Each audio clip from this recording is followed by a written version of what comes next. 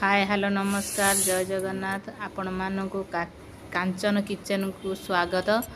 चलतु मु आज सिमेई रे गोटे रेसिपी आपण मानू देखैबी।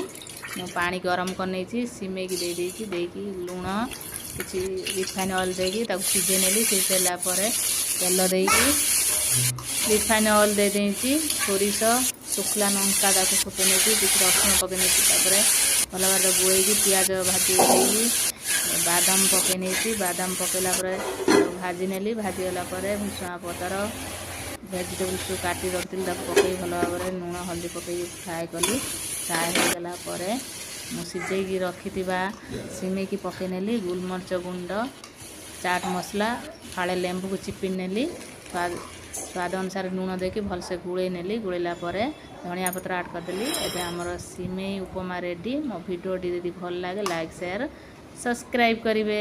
जय जगन्नाथ।